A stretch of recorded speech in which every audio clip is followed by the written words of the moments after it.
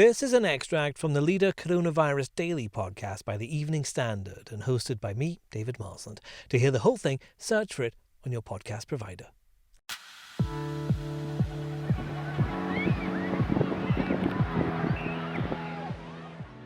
Hot bank holidays and a trip to the beach are about as British as you can get, but try to head out for a day like this at the weekend and you'll likely get a word from the police. It is, though, going to be scorching hot, potentially up to 24 degrees in some places. Temperature records may be broken. After weeks of self-isolation, this could be the test for the UK's tolerance of quarantine. The government is begging people to stay inside, saying it's critical the country doesn't give up. The Evening Standard's Jonathan Prynn's with me over Skype now. And Jonathan, it's going to be hard to stop people going outside, isn't it? It's going to be an absolutely massive challenge because, as you say, the weather is looking absolutely gorgeous, which is so rare for Easter in this country.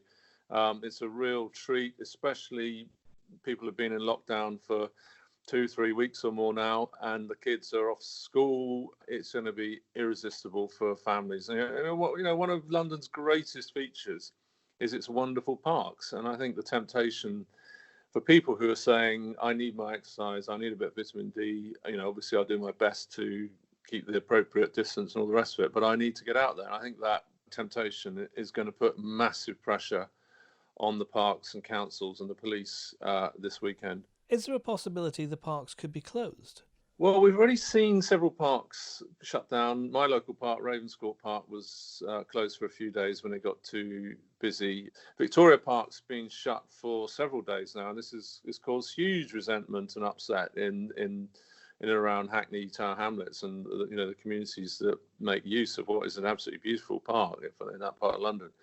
It is reopening on Saturday with some restrictions, quite strict restrictions in place. I think people have got to walk on the left on pathways and things like that, so there's no chance of, so there's a sort of keeping the distance between people as much as possible. So if the traditional parks, or there's a concern that the traditional parks could be as crowded as they normally are at the weekend, is there pressure in parts of London for some of the private parks to be opened up? Very much so.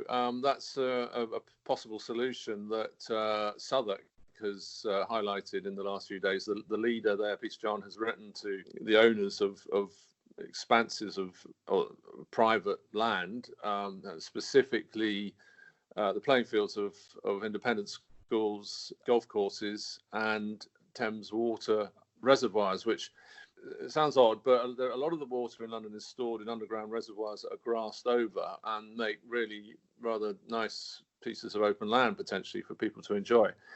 So the council is trying to get all those people to throw open the land where possible to just take some of the pressure off the public parks. And the government also is pleading with people to stay inside, saying the country has to stay the course no matter how tempting it is to get outside. And I know that over the last few weeks, you've been speaking to doctors and people working on the front line, seeing what's actually happening with the COVID-19 spread. I'd expect that the medical people themselves are also asking people to stay inside. Absolutely, 100%. I mean, the message I'm getting is that although the health service is under huge and unprecedented strain, and a doctor I spoke to last night was comparing his hospital to like a field hospital in a war zone. It's that kind of pressure, and it's that kind of sense of constant incoming casualties. But they do feel that they are just about able to keep on top of it at the moment. Everyone in the NHS I would speak to would just implore people to keep going a few more weeks, keep the infection rates under control, or down to as low a level as possible. And yes, come out tonight and support the NHS staff again on the doorstep, and show your appreciation, which I know they find incredibly moving and incredibly supportive. But don't go and play cricket in the park. Don't have a barbecue in the park. Don't do all those things that you would normally just jump at the opportunity to do. Just keep doing the right thing. Search for the Leader Coronavirus Daily on any podcast provider to hear more from the podcast.